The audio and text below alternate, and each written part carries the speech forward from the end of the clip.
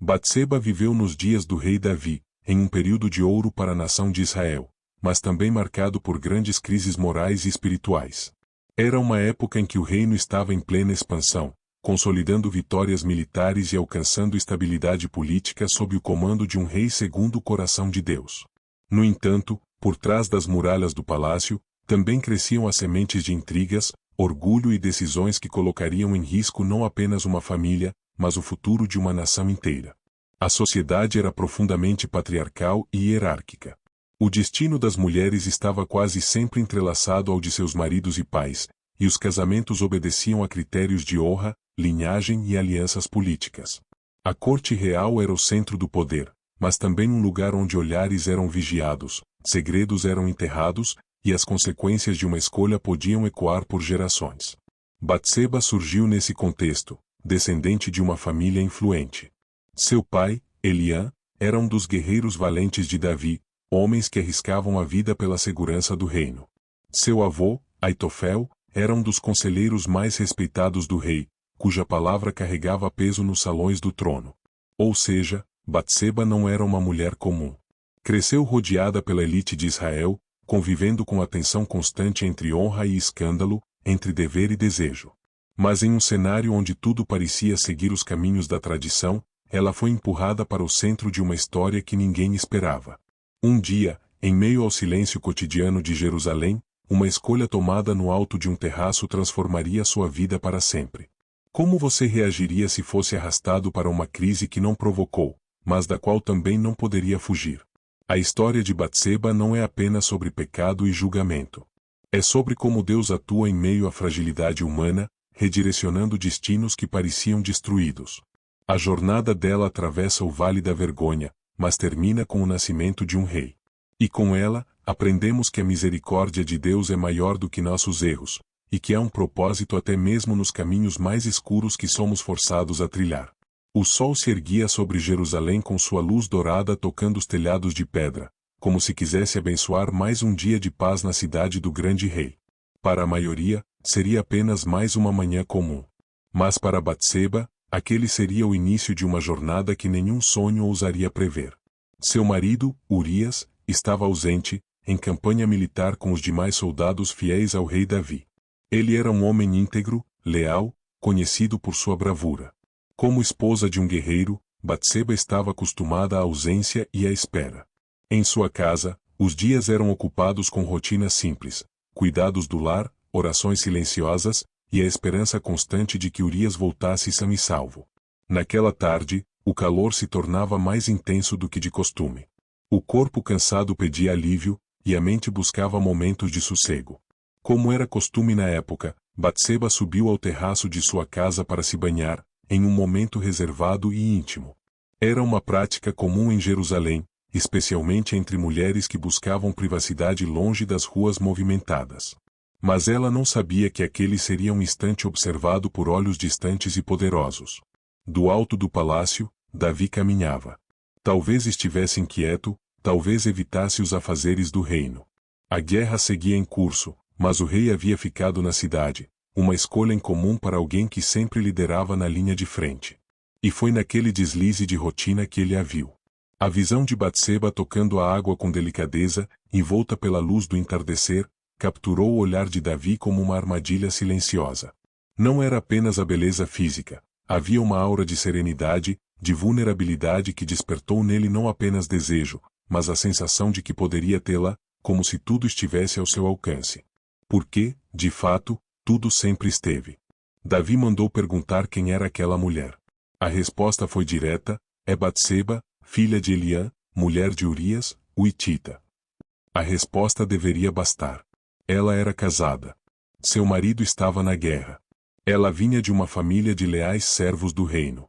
Mas para o coração tomado pelo desejo, o aviso não foi suficiente. O rei mandou buscá-la. E diante da ordem de um rei, não havia espaço para recusa. Batseba foi levada ao palácio, talvez sem entender os motivos, talvez com o coração apertado por não saber o que a esperava. O palácio, com seus corredores silenciosos e ecos dourados, nunca pareceu tão frio quanto naquela noite. O encontro entre eles foi cercado de palavras gentis e olhares calculados. Davi sabia seduzir com a voz e com o poder. Para Batseba, o momento era uma mistura de confusão e impotência. O que se faz quando se está diante de um rei que tudo pode? Quando o que está em jogo não é apenas honra, mas sobrevivência? O texto bíblico é econômico nos detalhes, mas o silêncio entre as linhas revela a complexidade daquele instante. O que aconteceu foi mais do que um encontro ilícito. Foi a quebra de uma aliança. Davi havia transgredido a lei de Deus, e Batseba foi arrastada para o centro de uma tragédia que ela não escolhera. Dias depois, ela enviou uma mensagem ao palácio. Uma frase curta, mas que explodia como um trovão entre as muralhas: estou grávida. O rei, que talvez ainda acreditasse que poderia seguir sem consequências, agora era forçado a lidar com os desdobramentos de sua escolha. E mais uma vez, Batseba estava no centro da tempestade. Grávida, casada com um guerreiro em guerra, exposta ao escândalo e à ruína. O filho que carregava no ventre era fruto de uma noite envolta em silêncio e pecado. Davi tentou contornar a situação. Chamou Urias de volta, esperando que ele passasse uma noite com sua esposa, para encobrir a origem da criança. Mas o soldado recusou. Com uma honra que constrangia até o rei, Urias preferiu dormir à porta do palácio, dizendo: como posso eu descansar, enquanto meus irmãos de armas estão em campo de batalha? Era como se a justiça estivesse diante de Davi, vestida de simplicidade. Urias não sabia o que acontecia por trás das cortinas, mas sua postura revelava o contraste entre a fidelidade do servo e a falha do rei. Cada nova recusa de Urias tornava mais desesperada a posição de Davi. Até que, num ato frio e calculado, ele escreveu uma carta para Joabe, comandante do exército, mandando colocar Urias na linha de frente da batalha mais feroz, e então recuar, para que ele fosse morto. E entregou essa carta nas mãos do próprio Urias. Esse é um dos momentos mais sombrios da história de Israel. Um homem leal, morto pelas mãos do rei que deveria protegê-lo. Uma mulher grávida, marcada por uma noite que não podia ser apagada. E um reino inteiro prestes a conhecer o peso da justiça divina. Se você estivesse no lugar de Batseba, como reagiria ao ver sua vida virar ruína por algo que você não escolheu? A dor, a vergonha e o medo invadiram o coração daquela mulher. E mesmo assim, sua história não termina aqui. Porque Deus não a abandona. Ele não abandona os que sofrem em silêncio, nem os que são feridos pelas escolhas alheias. A partir desse ponto, a história de Batseba se tornará ainda mais intensa. Porque, mesmo no vale da humilhação, Deus já estava escrevendo um novo capítulo. Urias caminhava com passos firmes pelas ruas de Jerusalém, segurando nas mãos uma carta selada com o símbolo real. Ele não sabia, mas carregava sua própria sentença de morte. Dentro daquele envelope estava escrita a ordem para que fosse posicionado na linha de frente da batalha mais feroz, onde a morte era quase certa. A carta, escrita por Davi, ordenava que, no calor da luta, os soldados recuassem, deixando Urias exposto ao inimigo. Era um plano cruel, e a frieza do gesto de Davi cortava mais do que qualquer espada. O homem que havia matado Golias agora matava com caneta e selo. Um rei ungido por Deus, agindo como se a coroa o tornasse intocável. E Urias, leal até o fim, seguia para seu destino sem suspeitar de nada. Joabe, comandante do exército, recebeu a carta com pesar. Mas como servo do rei, obedeceu. Posicionou Urias exatamente onde a batalha era mais intensa. Flechas cortavam o céu, lanças tilintavam contra escudos, e o sangue tingia a terra da guerra. Urias lutou como sempre lutou, com coragem, honra e fidelidade. Até que caiu, traído por quem jurara proteger Israel. Quando a notícia chegou ao palácio, Davi reagiu com frieza calculada. Não houve lágrimas, nem espanto. Apenas uma justificativa vazia enviada a Joabe: não se aflija por isso, pois a espada devora tanto este quanto aquele. Era uma frase cínica, dita para suavizar o peso de um crime. Mas nem mesmo a realeza pode silenciar a voz da consciência, muito menos a justiça de Deus. Batseba recebeu a notícia com o coração despedaçado. A morte de Urias a atingiu como um golpe que levava não apenas o marido, mas também os últimos vestígios de estabilidade em sua vida. O luto foi real, mas o consolo não teve tempo de amadurecer. Pouco depois, Davi a tomou por esposa. O povo pode ter visto o gesto como um ato de generosidade do rei, mas o céu via outra coisa: uma tentativa desesperada de cobrir um erro com aparências. A gravidez avançava. O ventre de Batseba crescia, mas com ele também crescia o silêncio do céu. Não houve alegria em torno daquele nascimento. Era como se cada batida do coração do bebê lembrasse a todos de que algo estava errado. Deus havia visto tudo. E ele não ignora aquilo que os homens tentam esconder. Foi então que o profeta Natã entrou em cena. Enviado por Deus, carregava uma missão perigosa: confrontar o rei de Israel com sua culpa. Natã sabia que não poderia simplesmente acusar Davi de adultério e assassinato. Ao invés disso, começou com uma história. Havia 2 homens em certa cidade. Um era rico e possuía muitas ovelhas e bois. O outro era pobre e tinha apenas uma pequena ovelha que criará com amor, como uma filha. Quando o homem rico recebeu uma visita, ao invés de matar uma de suas próprias ovelhas, tomou a única do pobre e preparou-a para o banquete. Enquanto o profeta falava, Davi se indignava. Sua justiça interior, ainda viva, ardia contra a crueldade da história. Este homem deve morrer. Bradou o rei, furioso. Natã então fez uma pausa. Olhou nos olhos de Davi com a firmeza de quem fala em nome do Senhor e declarou: Tu és este homem. O silêncio caiu como uma espada. A máscara caiu. A parábola se rasgou e revelou o pecado escondido. Natã continuou: Você desprezou a palavra do Senhor. Você tomou a mulher de Urias e o matou com a espada dos amonitas. O profeta então anunciou o juízo divino: a espada jamais se afastaria da casa de Davi, e o filho que nasceria daquela união morreria. Davi, quebrado pela acusação, não tentou se justificar. Nenhuma desculpa foi pronunciada. Apenas uma confissão sincera: pequei contra o Senhor. O peso da verdade finalmente o alcançava. A partir desse momento, o luto começou antes mesmo da perda. O bebê nasceu, mas logo adoeceu gravemente. Davi, tomado pelo desespero, jejuava, orava, prostrava-se no chão e se recusava a comer.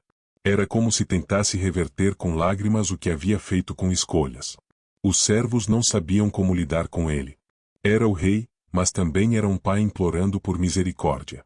Enquanto Davi clamava, Batseba vivia sua própria dor em silêncio. O filho que carregara no ventre, fruto de uma união marcada por tragédia, agora lutava pela vida. Ela sabia o que aquele bebê representava: o erro, o juízo, mas também o amor não declarado, a perda de Urias, e uma história que não pediu para viver. Durante 7 dias, a criança lutou. Mas no 7º, morreu. Os servos temiam contar a Davi, achando que o luto o destruiria. Mas ao saber da morte, o rei surpreendeu a todos. Levantou-se, lavou-se, trocou de roupas e foi ao templo. Lá, ele adorou. Ao voltar para casa, Davi respondeu às perguntas com uma frase que atravessa os séculos: enquanto a criança estava viva, jejuei e chorei, pensando: quem sabe o Senhor terá misericórdia. Mas agora que morreu, por que jejuaria? Poderei trazê-lo de volta? Eu irei até ele, mas ele não voltará para mim. Segundo livro de Samuel, capítulo 12, versículo 23, essas palavras mostram um Davi transformado. Quebrado, mas restaurado na sua consciência de que Deus continua soberano, mesmo quando a dor não tem resposta. E Batseba? Ela, que fora usada, envolvida e ferida, agora se via mãe de um filho morto, esposa de um rei arrependido e mulher marcada por um destino que não havia escolhido. Mas o Senhor ainda não havia terminado com ela. Entre as cinzas daquela perda, uma nova promessa começaria a surgir. Após o luto silencioso que se instalou no palácio, um novo tempo começou a despontar. Ainda envolta na sombra da tragédia, Batseba se viu diante de um vazio que não podia ser preenchido apenas com palavras. A perda do filho, unida às lembranças de Urias e ao peso das escolhas que não fizera por vontade própria, tornava cada canto do palácio um lembrete de tudo o que havia sido tomado dela. Mas foi nesse tempo de silêncio que Deus começou a restaurar. Davi se reaproximou de Batseba. Não como rei poderoso, nem como homem arrependido, mas como alguém que havia passado, ao lado dela, por uma dor profunda. E ali, entre lágrimas não ditas e olhares cúmplices, nasceu uma nova relação, talvez mais madura, talvez mais humilde, definitivamente mais marcada pela graça do que pela glória. Quando Batseba engravidou novamente, o palácio se encheu de uma expectativa contida. Não era apenas o nascimento de um filho. Era uma oportunidade de redenção. Um presente que parecia vir diretamente das mãos de Deus. O menino nasceu saudável. E seu nome foi dado com cuidado, Salomão, que em hebraico carrega a raiz de Shalom, paz. Davi o amava. Mas o mais impressionante é que Deus também o amava. Tanto que enviou o profeta Natã novamente. Desta vez, não com palavras de juízo, mas com um nome diferente para a criança, Gedidias, que significa amado do Senhor, segundo o livro de Samuel, capítulo 12, versículo 25. Era como se o Senhor dissesse, mesmo do erro, posso gerar algo que carrego com meu amor. Para Batseba, aquele nome era mais do que uma honra. Era uma confirmação de que sua história não terminaria marcada apenas pela dor. Ela se dedicou a Salomão como uma mãe que entende que o filho carrega não só seu sangue, mas também um destino maior do que o próprio lar pode conter. Enquanto o menino crescia, Batseba o ensinava com cuidado. Transmitia valores, orações, memórias. Ela sabia o que acontecia no coração da corte. Sabia que os filhos mais velhos de Davi disputavam poder, tramavam alianças e alimentavam ambições. Mas Batseba não se movia por intriga, ela se movia por promessa. Ao mesmo tempo, Davi envelhecia. Seu corpo já não tinha mais o vigor da juventude. O rei das batalhas agora era o patriarca cercado por tensões familiares. A ausência de uma definição clara sobre o herdeiro gerava rumores e temores. Adonias, um dos filhos mais velhos, começou a agir como se o trono já lhe pertencesse. Reunia aliados, convocava festas e atraía para si olhares da elite militar e religiosa. Batseba via tudo. E sabia que, se nada fosse feito, ela e Salomão poderiam ser varridos do palácio assim que Davi partisse. Adonias não hesitaria. Por isso, ela fez o que sempre fizera, buscou apoio onde havia voz profética. Procurou Natã. O profeta, que havia sido instrumento de juízo, agora se tornava parceiro de um plano de proteção e justiça. Ele e Batseba organizaram a aproximação final ao rei. Era o momento de lembrá-lo da promessa que ele havia feito, que Salomão seria o sucessor. Não apenas por ser seu filho mais novo, mas por ser o filho da graça. Batseba se apresentou diante de Davi. O rei, frágil, deitado, cercado por servos que não ousavam perturbar sua paz. Com uma voz firme e ao mesmo tempo respeitosa, ela falou, meu senhor, tu juraste pelo Senhor, teu Deus, que Salomão se sentaria no teu trono. Mas Adonias já se proclama rei, sem teu consentimento. Se nada for feito, quando partires, eu e meu filho seremos tratados como inimigos. Em seguida, Natã entrou, confirmando tudo. A verdade foi exposta. E o coração de Davi, talvez tocado por uma última chama de justiça e fé, se acendeu mais uma vez. Ele ordenou que Salomão fosse coroado rei naquele mesmo dia. A cena foi grandiosa. Salomão foi colocado sobre a mula real, símbolo da autoridade legítima do rei, e conduzido pelas ruas de Jerusalém. Os sacerdotes ungiram com óleo, os músicos tocaram, o povo gritou. A cidade, antes cheia de incertezas, agora celebrava a ascensão de um novo rei. E não era apenas uma vitória política. Era o cumprimento de uma promessa feita em meio à tragédia. Adonias, ao saber da coroação, teve seu banquete interrompido pelo som das trombetas. A festa que havia preparado se desfez no ar. Ele compreendeu que, ao tentar tomar à força o que não lhe pertencia, havia se colocado contra a vontade de Deus. Batseba, agora rainha-mãe, finalmente respirava. Mas não era um suspiro de vingança, era alívio, gratidão, reverência. Ela havia caminhado pelo vale da sombra da morte. Havia sido alvo de olhares acusadores, atravessado perdas irreparáveis, e ainda assim, estava ali, de pé, vendo seu filho assumir o trono com a bênção de Deus. A posição de rainha-mãe não era apenas simbólica. Batseba se tornou uma figura de influência na corte de Salomão. E o filho, reconhecendo o papel vital da mãe, ouviu sua voz com respeito. Ela aconselhava, observava, protegia. Sua vida, antes marcada por escândalos, agora era lembrada como ponte entre um reino quebrado e uma nova era de sabedoria e paz. Salomão, guiado pela promessa e pela formação espiritual que receberá, buscou algo que poucos reis pediriam. Quando Deus apareceu a ele em sonho, oferecendo qualquer coisa, ele não pediu vitórias, nem riquezas, nem fama. Pediu sabedoria para governar com justiça. Primeiro livro de Reis, capítulo 3, versículo 9, e foi assim que o filho de Batseba se tornou o rei mais sábio da história de Israel. E ela, uma mulher que por muito tempo foi lembrada apenas por sua queda, agora era lembrada por seu legado. A coroa já repousava sobre a cabeça de Salomão, e os gritos do povo ecoavam pelas ruas de Jerusalém, celebrando o novo rei. Mas nem toda aclamação é suficiente para apagar os ecos das intrigas que precederam a ascensão. No coração do palácio, havia ainda olhares desconfiados, alianças veladas e interesses que não morrem com uma cerimônia. Batseba, agora rainha-mãe, sabia disso melhor do que ninguém. Ela havia sobrevivido a tudo, à perda do marido, à humilhação pública, ao luto por um filho, e à ameaça de cair no esquecimento. Mas agora, ao lado de Salomão, ela era mais do que uma sobrevivente, era uma guardiã do trono. Seu papel não era apenas simbólico. Como mãe do rei, sua presença era um lembrete vivo de que a graça pode transformar a vergonha em autoridade. Porém, o reinado de Salomão mal havia começado quando os reflexos da antiga disputa voltaram à superfície. Adonias, filho mais velho de Davi, ainda acreditava ter direito ao trono. Ele havia se humilhado diante de Salomão após a coroação, pedindo misericórdia, e o novo rei, com sabedoria e prudência, havia poupado sua vida. Mas dentro de Adonias ainda queimava o desejo de poder. Foi então que ele arquitetou um novo plano. Usou uma figura improvável para tentar retomar o controle. Pediu a Abiatar, o sacerdote deposto, que o ajudasse a interceder junto a Batseba.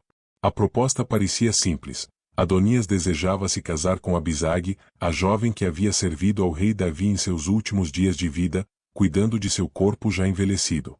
À primeira vista, poderia parecer um pedido romântico, quase inofensivo. Mas Batseba, ao ouvir o plano, entendeu imediatamente o significado oculto. Em Israel, tomar uma das mulheres do rei anterior era símbolo de reivindicação do trono. Foi o que Absalão havia feito no passado, ao usurpar as concubinas de Davi em público. O pedido de Adonias era uma afronta, disfarçada de gentileza. Batseba foi até Salomão, como mãe e conselheira. Apresentou o pedido de forma direta, mas com a sutileza de quem conhece os perigos que se escondem nas entrelinhas da política.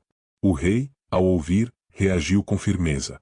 Percebeu que aquele gesto era a última tentativa de Adonias de reacender o fogo da rebelião. Salomão, então, tomou uma decisão dura, porém necessária. Ordenou a execução de Adonias. Era o fim definitivo da ameaça à sua autoridade e o início de um reinado que não toleraria duplicidade.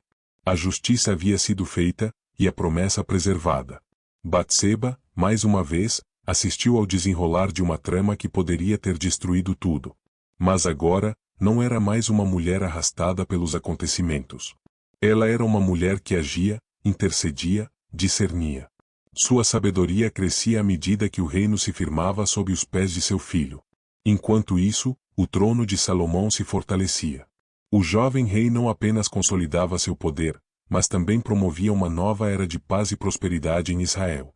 Seus primeiros atos demonstravam que ele governaria com justiça, inspirado pelas leis do Senhor e pela memória dos erros de seu pai.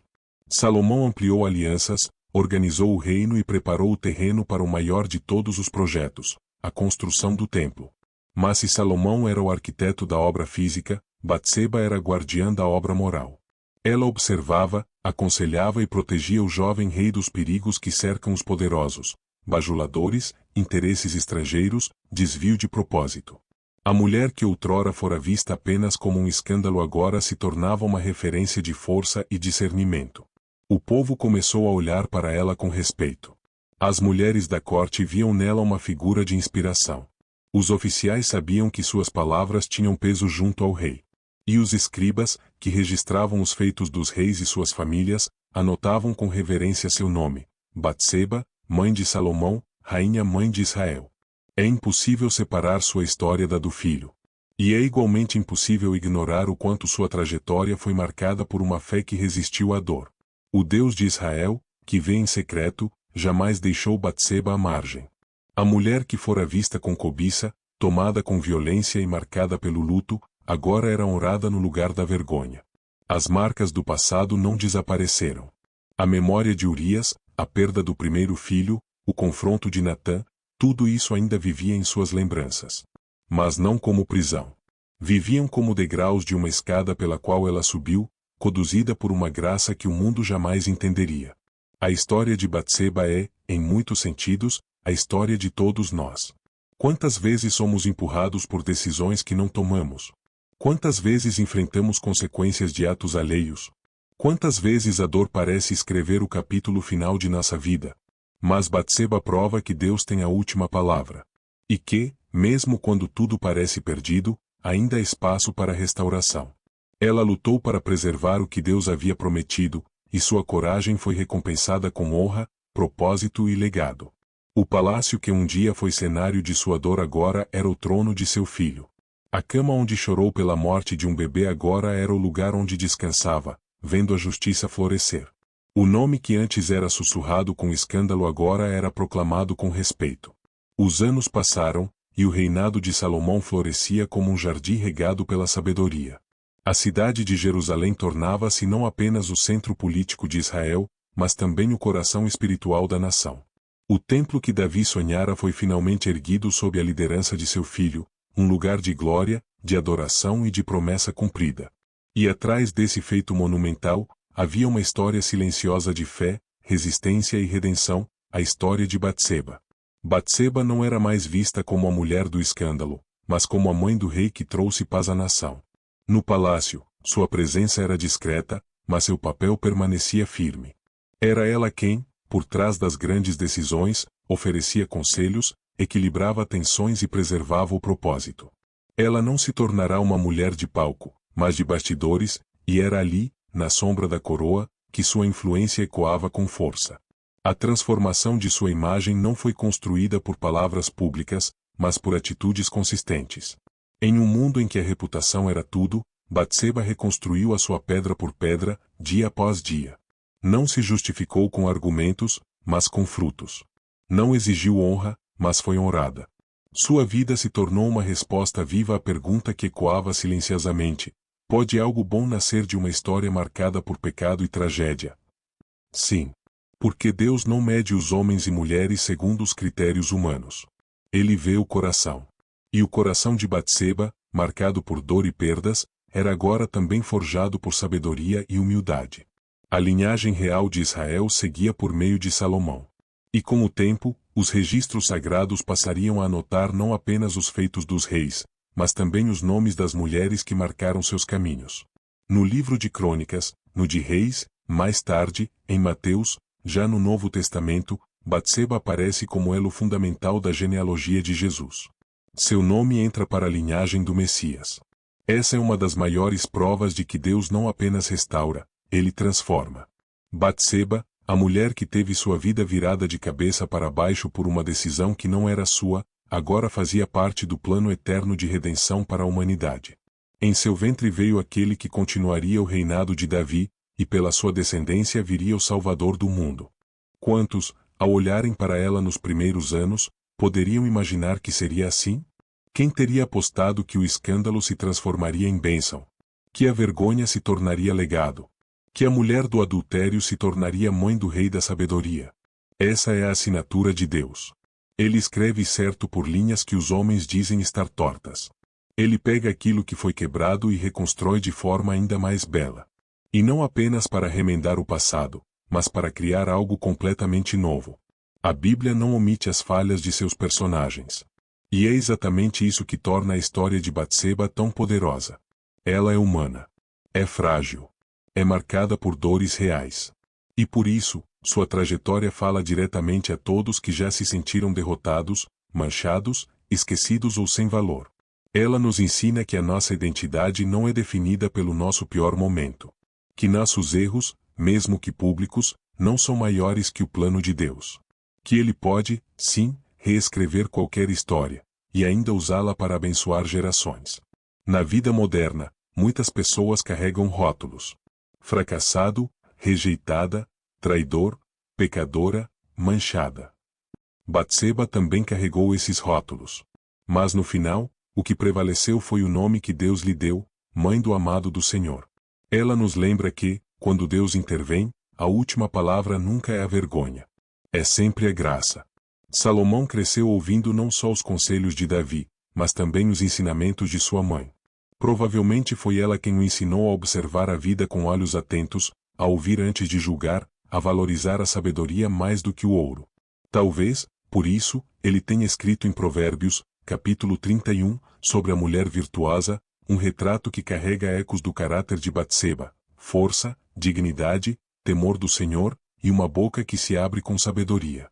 Por trás do rei que encantou o mundo com seu entendimento, havia uma mulher que encantou o céu com sua perseverança. Batseba não era perfeita. Nenhum de nós é. Mas ela foi fiel ao chamado que recebeu, mesmo quando não entendeu os caminhos. Ela amou, perdeu, chorou, ergueu-se, lutou, protegeu, aconselhou e deixou um legado. E por isso, sua história continua viva, não apenas nas páginas da Escritura, mas nos corações que sabem que Deus pode transformar qualquer história, inclusive a nossa.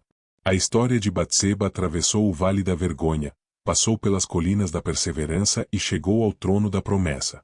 E quando se olha para tudo o que ela viveu, o trauma, a perda, a humilhação e a superação, fica claro que sua trajetória não é sobre escândalo, mas sobre redenção. Deus não a apagou da história. Pelo contrário, a inscreveu na linhagem do seu próprio filho. E ao fazer isso, mostrou que a última palavra não pertence ao erro, à dor, à crítica dos homens, nem ao passado, mas sim à graça, à restauração e ao plano eterno de um Deus que transforma. O nome de Batseba aparece no Evangelho de Mateus, capítulo 1, não por acaso. Ele está ali para nos lembrar que Jesus, o Salvador do mundo, veio por meio de uma genealogia marcada por falhas humanas, e que, ainda assim, nenhuma dessas falhas foi suficiente para impedir o cumprimento da promessa. Batseba é símbolo da mulher que não foi definida pelo que lhe fizeram, mas por como ela respondeu ao que viveu. Ela não se tornou amarga. Não se escondeu. Não se reduziu ao erro dos outros. Ela se levantou, se manteve firme e construiu, a cada passo, um legado que duraria séculos. E isso nos leva a uma pergunta inevitável. Você acredita que Deus pode transformar até os capítulos mais difíceis da sua vida em instrumentos de redenção?